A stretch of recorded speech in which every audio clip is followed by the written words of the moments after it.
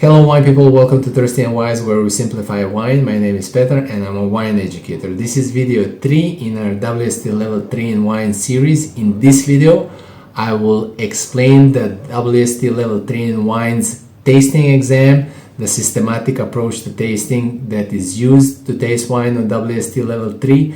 This video is for WSET Level 3 students, but actually for anybody that wants to develop their tasting skills and learn and understand wine better. This is going to be a long video. It's going to be almost 1 hour long, but it's going to give you a ton of value. So let's not waste any more time and let's start the video. Okay, wine people, in this video I will explain what is WSET. I'll explain the format of the SAT WSET Level 3 in Wines exam for the tasting. I will explain the learning outcomes, what you're going to learn with the tasting part of the WSET Level 3 in Wines, and I will explain where the points in the exams are coming from. I'll give you my personal tips. I'll explain the preparation that you need for you to be in the best possible condition in order to taste the wines properly. And then I will explain the whole WSET Level 3 in Wines tasting card and what I believe that will give you the most value in this video is the wider context of how to basically what this WSET Level 3 in Wine card tasting means, because the point of the WSET Level 3 in Wines card and the way that is explained in the WSET Level 3 in Wines book is basically, explaining you how you should detect, acidity. That's something that is more important and it's much easier to understand when you actually taste wines. I want to give you a wider context and connect the theory part to the SAT card, which is very important because the whole point of the WSET Level 3 in Wines is for you to be able to understand and explain the factors in the vineyard and in the winery and how they affect the style, quality, and price of the wine, which is basically described the way that you describe the wine. Okay, so what is WSET? Why to use it? WSET SAT card provides a structured and methodical approach to wine tasting. Sometimes if you don't have a structure how to do certain things, it is inconsistent. So the SAT card is, it has all the description and the structure, how you describe the wine, and you always use it the same, and it always gives you, it covers all the elements that you need to cover in order to fully describe a wine. Sometimes, it is repetitive. You're gonna basically describe all the wines in the same order, in the same way, but it's a great tool to use when describing wines. The point of the WSET SAT card and the tasting part of the WSET Level 3 in Wines is for you to develop the tasting skills. So you will develop the tasting skills in order to accurately describe wine characteristics and then use these characteristics to come to a logical conclusion about the quality of that wine and readiness for drinking. WSET is not really, the whole point of WSET tasting part is not for you to, try to guess what's the grape variety and the region on the end. That's something that you will have the knowledge to do that, but it's not the point of WSET. Why I want to point this out is because students are asking, can you identify a style of Chardonnay from Adelaide Hills? I mean, that's not the point. The point for you is to accurately describe the wine and then come to a logical conclusion. And then if that's, Adelaide Chardonnay, so be it. So the whole point is accurate description, accurate evaluation of the quality and readiness for drinking, and then you come to a logical conclusion. Tasting format of the WSET Level 3 in wines exam part is it's a blind tasting of two wines, usually one red and white wine. I never saw a rosé wine on the tasting. You have the total amount of points for two wines is 41 points. In order to pass, you need to have minimum of 55% of the correct descriptions in order to pass. That 55% comes to 29 points, and you're gonna have half an hour to do this, which is more than enough time to properly and accurately describe the wines. And you're going to need to do it in a written form. So this is the learning outcome. So basically, what WSET wants you to learn during the WSET Level 3 in Wine course. So the whole point of the tasting, the practical part of the course, is to accurately describe the key characteristics or principal styles of the wines of the world, and use this description to come to make an assessment for quality and readiness for drinking. I'll explain this in the video. So point allocation. So where do you get the 41 points? So you get 20 points for a white wine and 21 points for the red wine. Additional point for the red wine is for the tannin description. So on the appearance, you get 2 points. On the nose, you get 7 points. On the palate, you get 9 points for the white, 10 points for the red wine, and on the conclusion, you get 2 points. I'll explain all this in this video. We'll go into details, and then if you have any questions, you're gonna please let me know. My personal tips: follow your educator description. What does this mean? It means this is the person that will mark your tasting exam. The way that you should calibrate your palate, at least for the tasting exam, is you need to understand how the educator is describing the wines and how he's what does mean high acidity for him, what does mean low or medium tannin for him, because how the exam works is he will taste the wines before you, he will mark the wines, and then based on his marking you will get your points. So during the course, you're going to taste a lot of wines, which is very important. The practical part is very important for you to understand, to taste properly wines. I never did level 2. I never had the experience of tasting wines on level 2, and I did straight level 3. But I knew that it's super important for me to to calibrate my palate on that course, and for me to understand what means high acidity, and how and why the educator is describing things in a certain way. So if you don't understand some of the descriptions, and why, for example, the educator is marking the wine in a certain way, ask questions, because this will give you the understanding for it. Learn the SAT by heart. So you get 20 points and 21 points for the red wine. If you miss a mark because you didn't mention it, you're gonna lose a point for no good reason. So remember the SAT by heart. The way that I do it is, I repeat it several times, and I use it whenever I do a tasting, especially when you taste the wines in the classroom. And this repetition will make it stick into your head.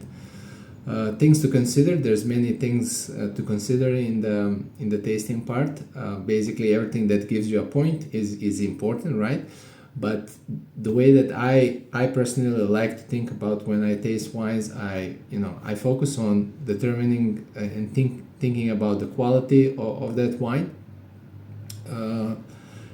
And then I also, the reason is a tactic for me in the tasting, and this is not always the case, but this is from my personal experience. WSET likes to give two different qualities of wine. So either very good and outstanding for one wine, and then good to acceptable for the second one. And I like to understand which wine is which. So it's a small tactic.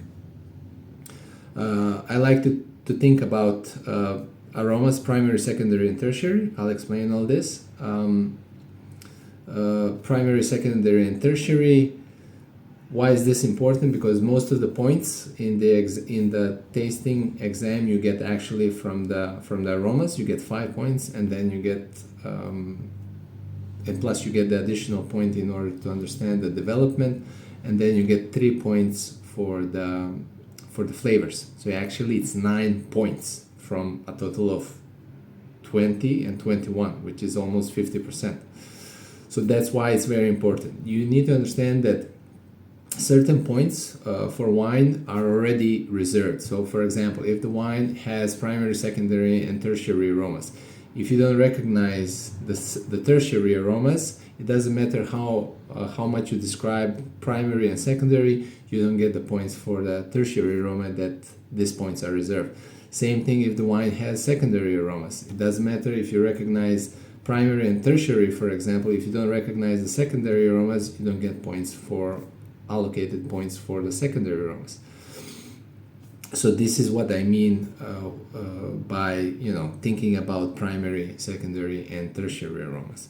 For white and red wines, I like to think about the ripeness levels for both of them, but especially important for white wines, because the ripeness level in a white wine will determine also the aromas in the wine. So if the wine is less ripe, it's going to be in the citrus and green part of the description. If it's more ripe, it's going to be stone fruit and tropical fruit. And you can also, you're going to connect the word. For example, it doesn't hurt if you mention that the wine is unripe and has aromas of lemon and green apple, or that the wine is overripe and has aromas of pineapple and mango.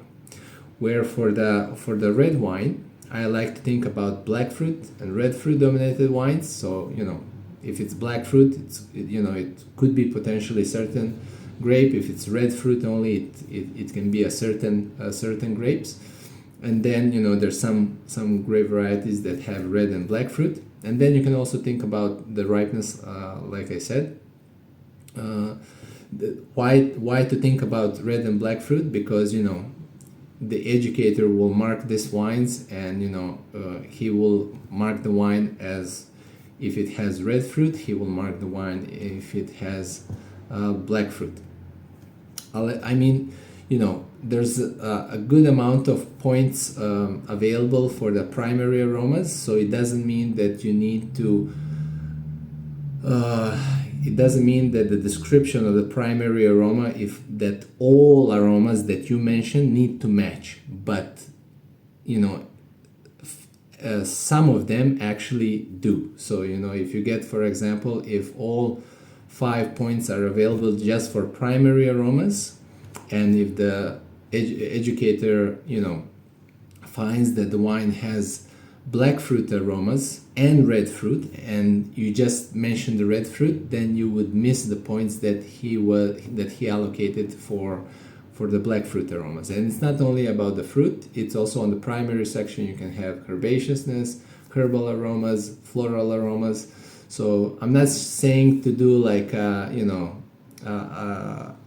gunshot with all the aromas that will cover everything. This is not a good strategy. Actually, you can in generally, if you mention an aroma that is not found in a wine, you're not going to get negative points. But if the educator sees that, if he thinks that that you're just mentioning aromas just to mention them, then that's not a positive thing.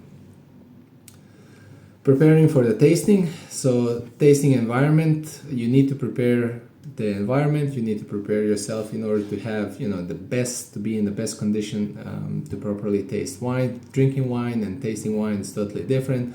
When you taste wine, you're not really thinking about it, you're relaxed and you just enjoy. When you're tasting wine in a professional settings, you're like an athlete. You want to put yourself in a position to properly taste wine. So tasting environment, good natural lighting, odor-free space, spittoons, suitable glassware. So when you taste a lot of wines, you're definitely going to need to spit.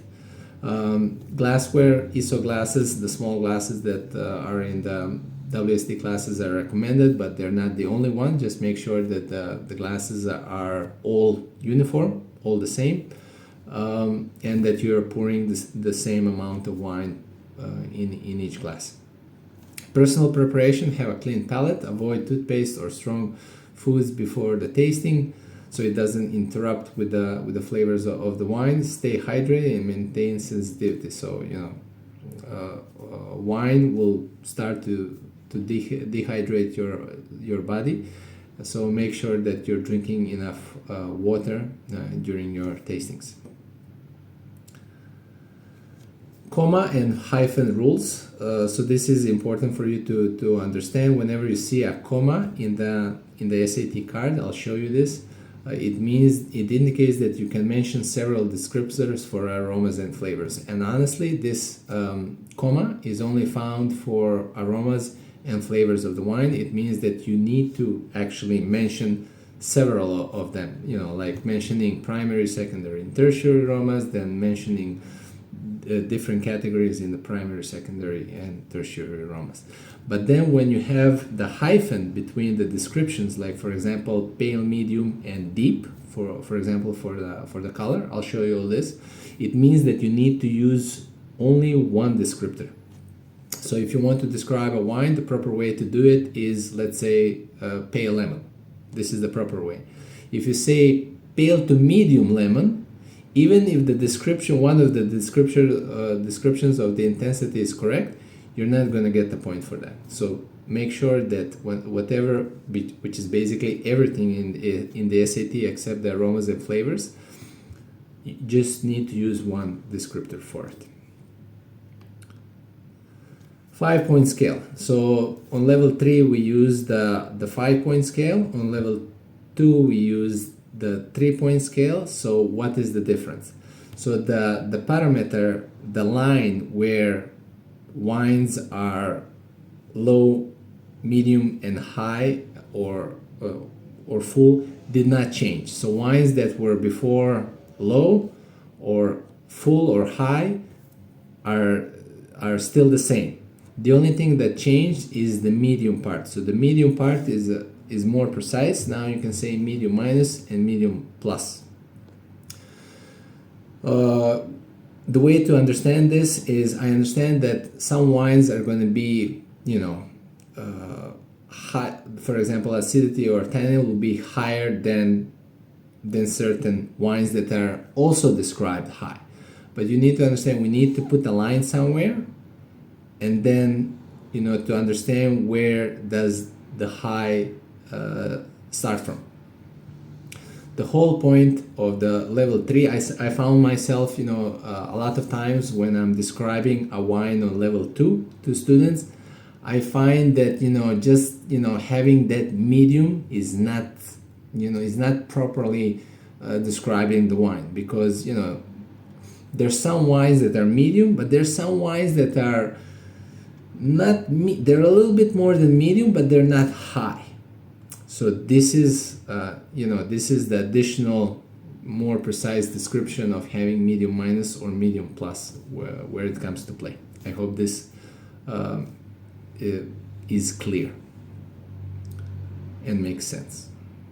Most of all. Format of the SAT. So if I say SAT or systematic approach to tasting, is the same thing. It's just short. So SAT card has 2 main sections, and then it has the wine lexicon, which is the wine vocabulary, wine descriptions. So the the main section of the SAT has two parts: descriptive elements, which is descriptive terms for appearance, nose, and palate, and then on the end you have the evaluation element for quality level readiness for drinking. My apologies, I didn't put the comma here. So quality level and level readiness for drinking. And then you have the lexicon, which is provides standardized terms for describing wine. This lexicon is not the only terms that you can use to describe wines, but I would highly recommend it for you to use only these terms in the WSET Level 3 in wines tasting exam room, because this, the terms are, the educator knows what they mean. If you use some terms to describe wines that are outside of the lexicon, and they're not really explaining well what they mean, then you could maybe not get a mark. So in the exam setting, use the WSET Level 3 in wines lexicon. Outside of the exam room, you can use and you're encouraged to use others. Just please make sure that descriptions that you use are not snobby. This is just my personal ask for you. Don't be snobby. Have word descriptions about wines that people can understand. So let's start with the WSET SAT card. The way that I'm going to explain this, I'll show you the points where you get them in the SAT, and then on the next slide I'm going to explain the points more in detail, and I will give it more context of the cause, why this why, for example, where does the acidity in the wine come from, and how it affects the quality and readiness for drinking of the wine. So for the appearance, how the wine looks like, you're going to get 2 points. The 2 points are coming from the intensity of the wine and the color of the wine. All the wines that you're going to get, so for example, you can comment on clarity and other observations, but you're not going to get any points, so you don't need to waste your time on this. All the wines that you're going to get will be clear. Intensity means how much color does the wine have. So how do you determine the intensity of the color? So you're looking at, above, you put the glass at 45 degrees, and you're looking at the color. If there's no color, it means that the wine is pale. If there's, and also when you're looking at intensity, you're looking at the center of the glass, and you're looking at how long does the color go towards the rim. If the color goes all the way towards the rim, it means there's no rim and core variation. It means that the color is deep. If there's no color, if it's very pale, for example, also for the red wines, it means it's pale. If there's a certain amount of color in the center towards the glass, but not all the way through, it means it's medium. Don't waste a lot of time on the color. I would take maximum 30 seconds, 2 points, get on with it. There's more important things in the tasting. Color wise, so we make a difference between white, red, and rosé. Also, I'm not gonna be focusing so much on the rosé wines, with all due respect, because most probably you're not gonna get it on the exam. So for white wines, you can see that all the marks, all the descriptions of the appearance are divided by hyphens. So this is a hyphen. Okay, this here between pale and medium, this is a hyphen. It means that you need to use one term to describe intensity, either by pale, medium, or deep. The only thing that you need to focus on here is the lemon green color, which is one color. So lemon green is one color. You can describe the wine as lemon green. So for white wines, lemon green, lemon gold, amber, and brown. For rosé, pink, salmon, and orange. For red wines, purple, ruby, garnet, tawny, and brown. So the color itself is basically the color of the wine. Don't confuse the intensity, which means how much color does it have, and the color itself. Also note that you're not going to get an amber and brown wine. The wines are going to go, you're not going to get these wines. Most common color for white wines is lemon. Most common color for red wines is ruby. Purple, lemon gold means that there is a hint of green in the wine. That can be from, unripe grapes harvested earlier, cool climate. Gold is so the lemon will be, clear lemon. Gold is when you have a hint of amber in the color of the wine. So if you get a hint of amber, you're going to describe it as gold. It can be pale, it can be medium, it can be deep. Usually a lemon color is going to be either pale or medium. It's not going to be deep lemon. And then if the wine is, if it's fully amber, it's going to be amber, but you're not going to get that color in the wine. Pink, salmon, and orange for rosé. For red wines, purple. It means that the wine has a tint of purple color, and it's going to be evident, and you're going to describe it as purple. So if you get a hint of purple in the color, it's purple. Ruby is red, so it means that the wine will be completely red. Garnet means that there's a hint of tawny or brown coloring in a wine. So if you get a hint of browning in the wine, it's considered garnet. Legs, tears, deposit, petulance, and bubbles. We don't need to waste our time on this. You don't get points for this. I hope this is clear. Any questions that you have, please write down in the comment section. So the color point allocation. So you get one point for the color intensity, and you get one point for the color itself. Cause of the intensity is variety, winemaking, age, and development. So for example, intensity, certain grape varieties can, like Pinot Gris or Gewürztraminer, they can already have a little bit of color in their skin, so this can affect the color of the wine. Winemaking, if you do grape maceration, this will extract the color pigment in wines, the red pigment or purple pigment in red wines, and the orange pigment in white wines. Age development, so the color itself, it doesn't indicate any quality in the wine. It only indicates age and certain grape varieties, like I said, and winemaking. The color itself caused by a variety, like I explained, winemaking and age development. So it's two different things. So if the wine is exposed to oxygen, it's like it was aged in an oak barrel, it will gain more color. If it was aged for a longer period of time, it will gain more color. So with red and white wines lose color. They gain color with age. Red wines lose color with age. So in 30-40 years, the white and red wine will look absolutely the same.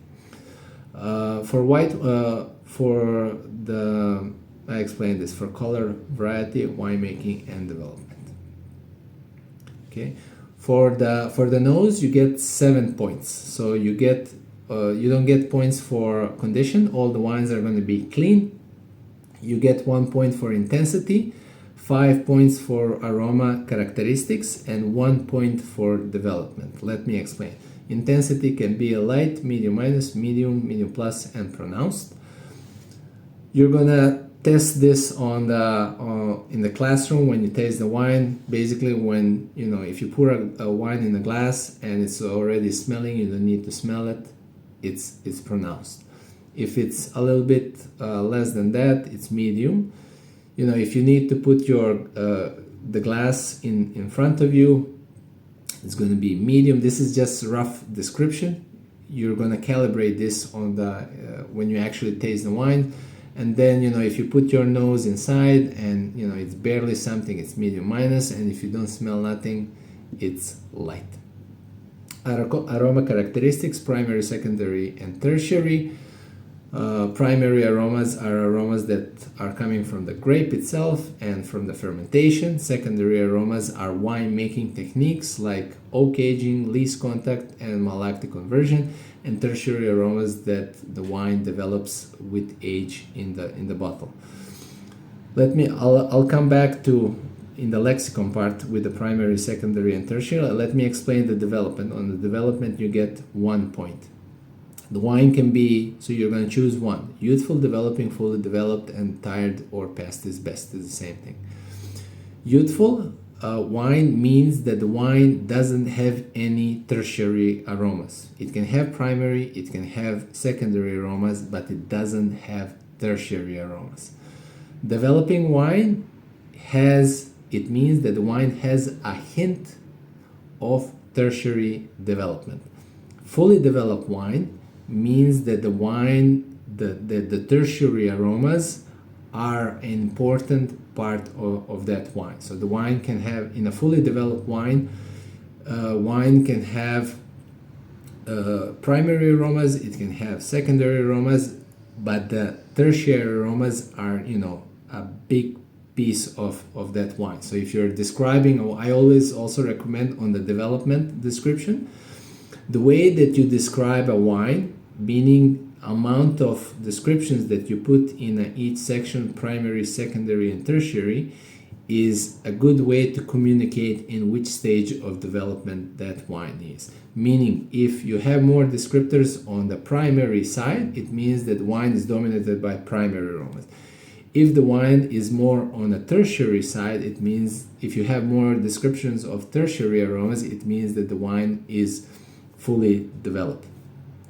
The wine doesn't always have to have secondary aromas, but the wine should always have primary aromas. Example is Riesling. Riesling, it's a wine that can age for a very long time, and it usually doesn't have secondary aromas, but if it's a very complex Riesling, it has primary and tertiary aromas. Tired past is best is the same thing. It means that the wine doesn't have any primary aromas, it's dominated by tertiary aromas, and basically, it's not in the best condition to be drank. It's past this prime. So aroma intensity, you get 1 point, caused by a grape variety and winemaking techniques. So aromatic grape varieties will have more pronounced intensity, like for example Sauvignon Blanc, where Pinot Grigio will be less intense. Aroma intensity also, it's not the only indicator. It doesn't indicate quality. It indicates the style of the wine. Winemaking techniques, good winemaking techniques should be evident in the wine, and they will give more intensity to the wine. Variety, when I say variety, I don't only mean the aromas of that particular grape, but also how the grape is managed in a vineyard, either by natural factors or human factors. So for example, a natural factor would be climate, that would show in the wine. So if it's a cool climate, the aromas are going to be more fresh. Where, for example, the intensity of aromas, something that can be influenced by people, is, for example, yields. Usually higher yields, less intense, lower quality, where lower yields, more intense, more concentrated, and higher quality. Aroma intensity affects complexity and identity. So we're going to talk about the Blick system, balance, length, intensity, and complexity. Aroma can affects complexity in the wine. So if it's very one-dimensional, one kind of aroma, it's not complex, it's simple. And if the wine has multiple descriptions in the primary section, also secondary and tertiary, then it's complex. Also, wine can be complex just having primary aromas, but having different categories of primary aromas. For example, citrus fruit, green fruit, floral elements, maybe some tropical aromas, like for example, that's very common for Sauvignon Blanc. Identity, a high quality wine shows very well on the nose. If you can recognize the grape right away, the style, the quality on the nose, this is a good indicator about quality. If the aromas and flavors are muted, if they're not well defined, that's an indication of a poor quality wine. Primary, secondary, and tertiary aromas, you get 5 points here. So like I explained, I'm not gonna reveal everything, but what you need to understand is if the wine has primary, secondary, and tertiary aromas, you need to recognize all of them. If the wine has secondary aromas, you need to recognize them. All wines must have primary aromas. One thing, if you get a complex wine that has primary, secondary, and tertiary aromas, you're gonna love this wine because it's gonna be very easy to describe it. A lot of descriptions that you can use. The challenge is when you get a acceptable wine and where it's very difficult to identify the aromas. There you need to use terms to describe a wine. Use, for example, a term simple. So simple will actually gain you a point because the wine is so simple that it's very difficult to describe a wine and to get full 5 points. Also, a recommendation is when you describe a wine, don't write 5 aromas. If it's a simple wine, write at least 7 or 8 aromas. Use the term simple to explain the simplicity of the wine. If the wine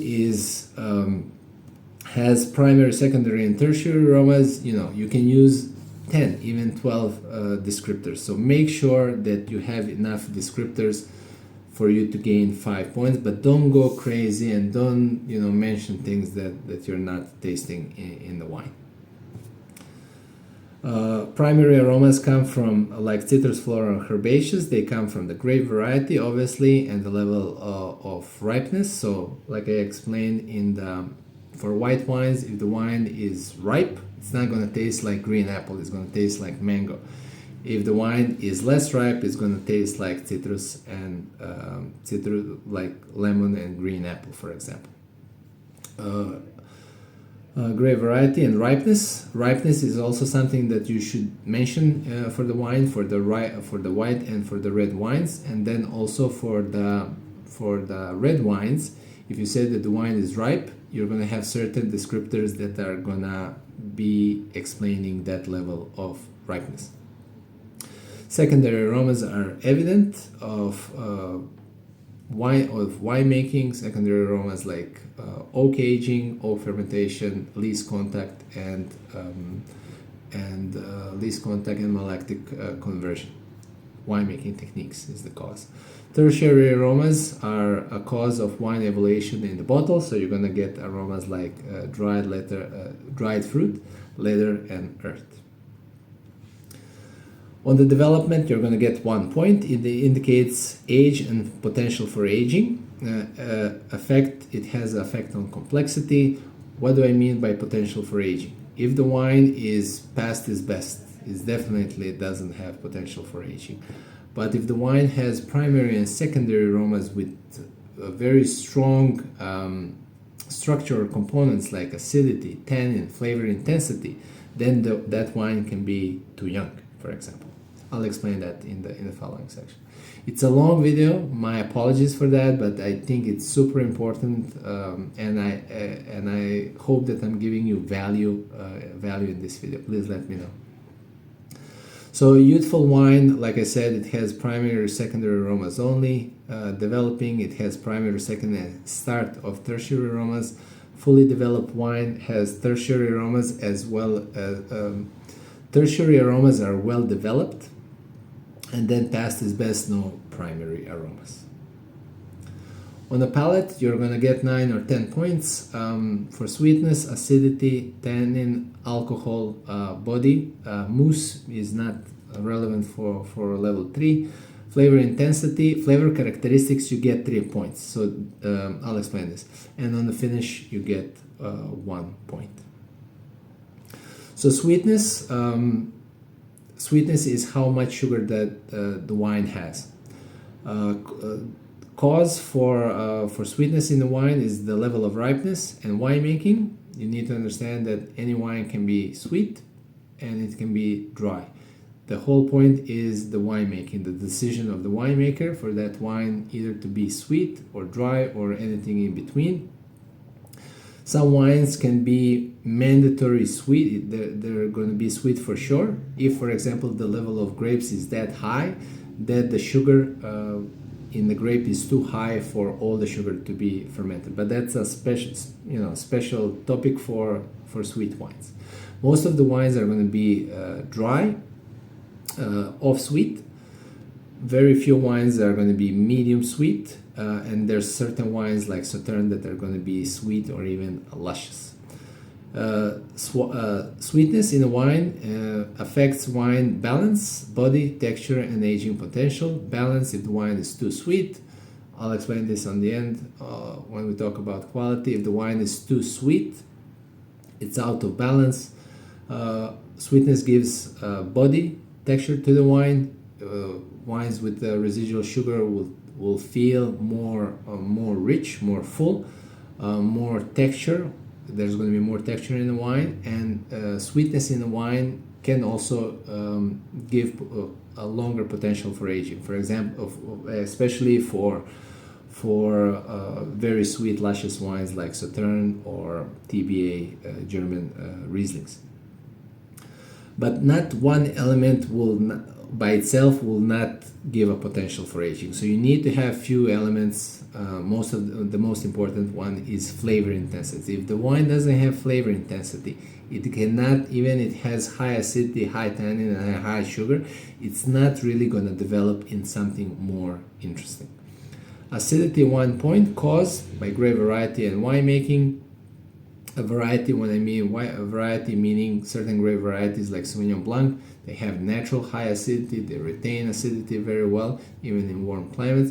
Winemaking, when I say winemaking, we're not going to be mentioning this. We're going to assume that all wines are not adjusted, but you need to be aware of adjustments that during winemaking, acidity in a wine can be adjusted by adding acidity to it. Acidity affects balance and aging potential. Wines with high acidity, this is natural preservative in a wine that gives potential for higher aging or for longer aging. Balance, if the wine is too acidic and it's not balanced with either sweetness or fruit intensity, it's going to be out of balance. Alcohol 1 point caused by variety and winemaking. Certain grape varieties have higher sugar levels, higher sugar ripeness in them. So that can result in a higher alcohol wine. And winemaking, if all the sugar is fermented, wine will be higher in alcohol. Alcohol has effect on balance, body, and aging potential. Body, alcohol gives more viscosity to the wine. The wine tastes more richer, fuller. Alcohol is also a natural preservative that would give the ability of wine to age for a longer period of time. Tannin 1 point cause variety and winemaking. Certain grape varieties have higher or lower tannin potential, like Pinot Noir has low tannins. It cannot really be high in tannin, where Cabernet Sauvignon has potential to be high tannin, and then with winemaking, that tannin can be extracted to be high. Tannin has effect on balance, body, and aging potential. Natural preservative that can prolong the aging potential for that wine. Tannin gives more richness, texture, body to the wine, mouthfeel. And then if the wine is if the tannins are not ripe enough, if they're not high quality enough, if they're not really balanced with other components, it can be balanced or out balance.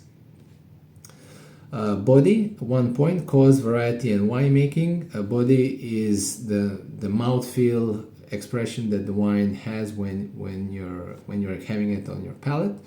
It can affect the balance and mouthfeel. So body is that holistic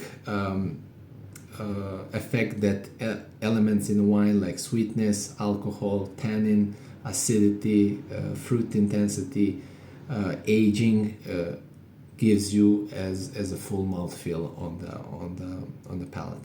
Flavor intensity 1 point. This is probably the element in the wine that is connecting these structural components of acidity, alcohol, tannin, and sweetness. If the wine doesn't have flavor intensity, it cannot.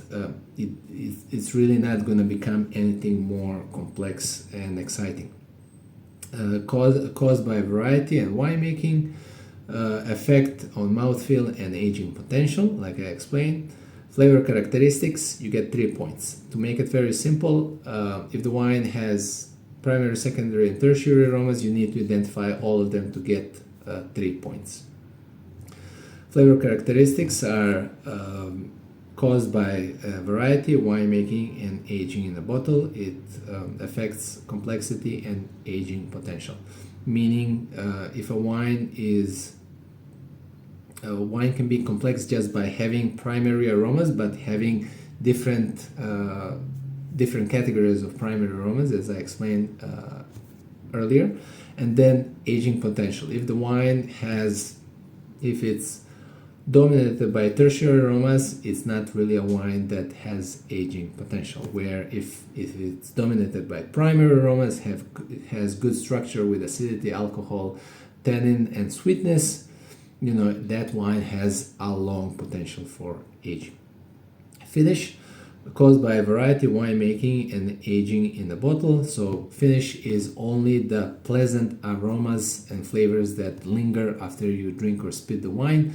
It doesn't.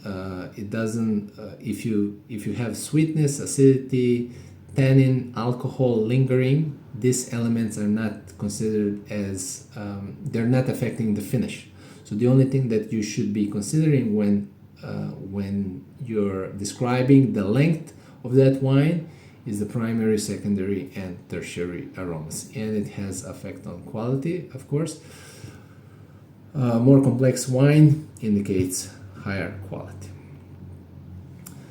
Also, you just need to understand for finish and complexity, not all wines are meant to be complex. A simple Pinot Grigio is simple, but it has its own certain buyer or people that are going to enjoy it. Not all wines are meant to be expensive and complex. On a conclusion, so when you have this full description of a wine, it should lead you to a logical conclusion about the quality and potential for aging. You get 2 points on the conclusion. One is for quality level, so wine can be faulty, poor, acceptable, good, very good, outstanding. I don't believe you're going to get a faulty or a poor wine, but you're going to get you can get an acceptable, good, very good, and outstanding. I'll explain this in the next slide. Level of readiness for drinking. The wine can be too young, can be drink now, but has potential for aging. Drink now, not suitable for aging or further aging, and too old. So when you're describing the level of readiness for drinking or potential for aging, you need to use the description. Also, I didn't mention this so far, but super important for you to use the vocabulary of descriptions that are in the SAT. So if the wine is for readiness for drinking is described as too young, don't use early young or some kind of, I don't know, just use the vocabulary that is on the SAT card.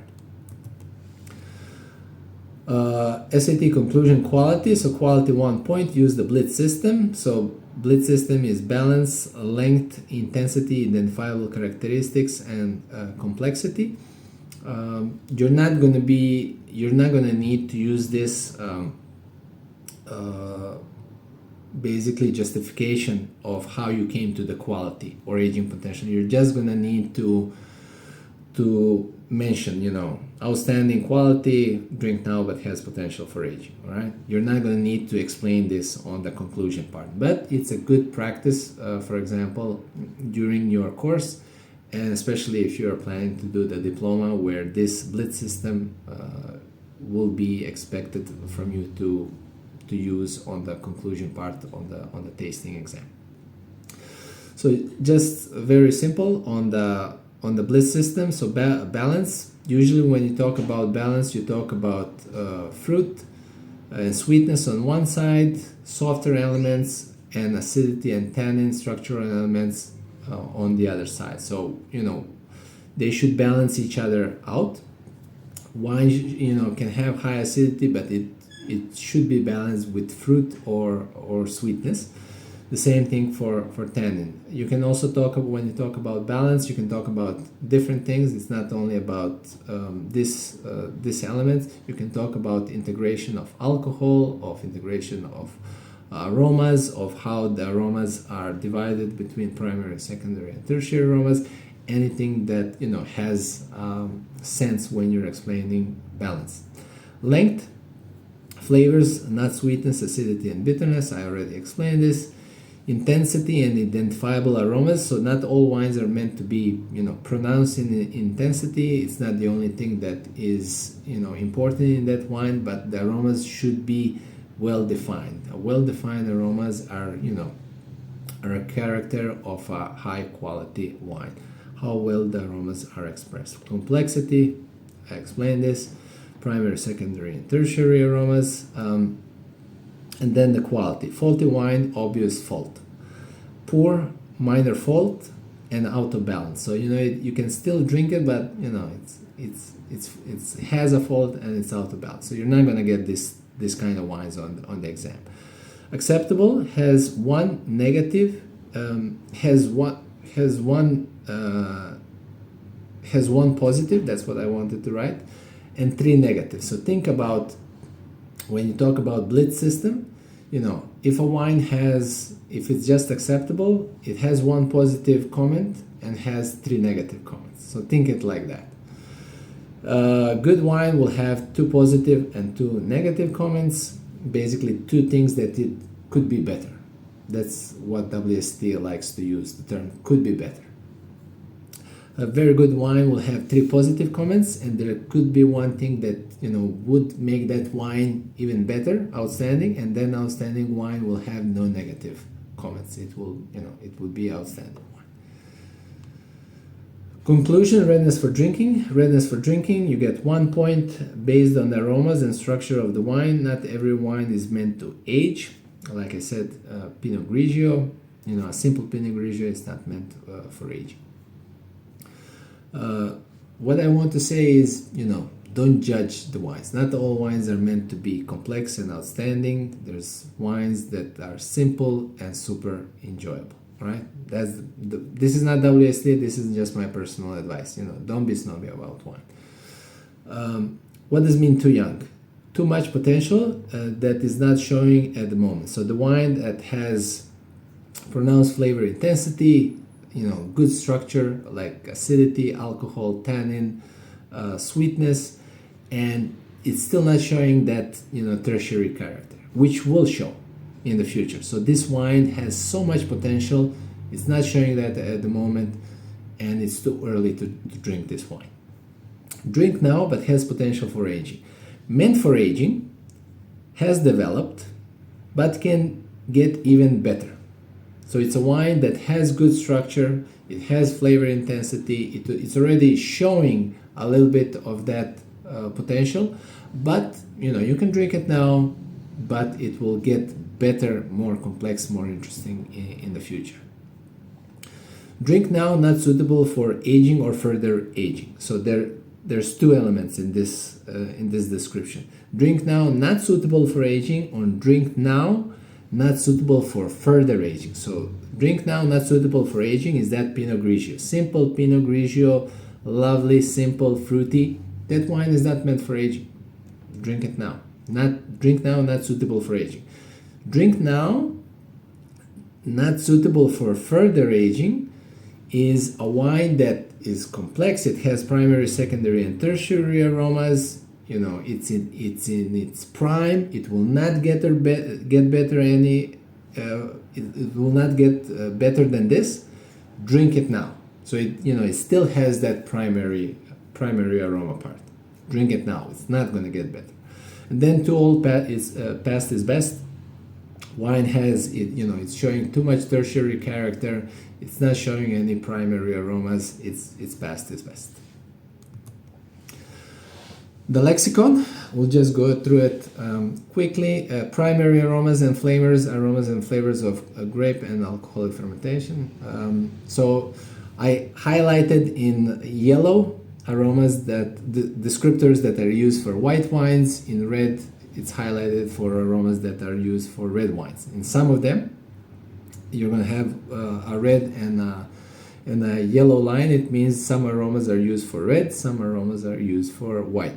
Also on the side here, you can have these descriptors that you can use when you're describing wine to have to create a very clear picture about that wine. You can use delicate or intense, simple or complex, generic or well-defined, fresh or cooked, unripe, ripe, or overripe. So you can use these descriptors. They're not going to hurt. You can actually get a point. So with floral aromas, rose and violet is used for red wines. All the rest is used for white wines. Green, citrus, stone fruit, tropical fruit. In the white wine, I explained you that the level of ripeness dictates which aromas are going to be in the wine. So if the wine is a cool climate, it's going to be fresh, it's going to be dominated by citrus and green fruit. If it's more ripe, it's going to go towards stone and tropical fruit. For red wines, either red dominated wines or black dominated wines. Cabernet is always black, Pinot Noir is always red, Merlot can be black and red. A dried cooked fruit, it can be a description for a white and a red wine. Fig, prune, raisin, sultana, jamenas, baked stewed fruits, preserved fruits. Use these terms as with common sense. Fig is not a description for a white wine. It's white fig. It can be, but just use it with common sense. Herbaceous, it can be used for white and red wine. Herbal can be used for white and red wine. Pungent spice can be used for white and red wine. Other aromas, minerality, which is not mentioned on the WSET. These aromas are basically used for white wines. And then secondary aromas, yeast, lees, autolysis, malactic conversion, oak. So lees and autolysis and malactic conversion are aromas that you use solely for white wines, and then oak can be used for white and red wines. And then finally, tertiary aromas, aromas that are developed in the bottle. They're explained in a different way. So there's deliberate oxidation, wines that are basically you're not going to be tested on these wines. These are wines that are like sherry, where you have deliberate oxidation. You have the fruit development that you can use for white wines, fruit development for red wines, bottle age for white wines, and then bottle age for red wines. I would not get into this trying to explain this. Tertiary aromas, sometimes the wines are going to be showing fruit development, so drying kind of character. As a tertiary aromas, sometimes the wines are going to be showing not fruit kind of development, like wet leaves, like dried forest floor, like dried meat. Don't try to understand this. The complex wine fermentation and aging is very complex. The whole point, if you notice tertiary development, mention it, and then use these descriptors to do that. My apologies for the long video. I hope it gave you value. Wine people, thanks so much for taking the time to watch this video. I hope it was fun and informative. I know it's 1 hour long, but I'm hoping that is giving you value, that this will help you to pass your WSET Level 3 in wine exam, but in general for you to understand wine better and to develop your tasting skills. Please comment below if you have any questions, concerns. Please share these videos with your colleagues, friends, anybody that is interested in the wine. All this is helping us for this wine channel to grow, and the whole point is to simplify wine and to give more value. Thank you so much for watching. I'll see you in the next video. Until then, stay thirsty and wise.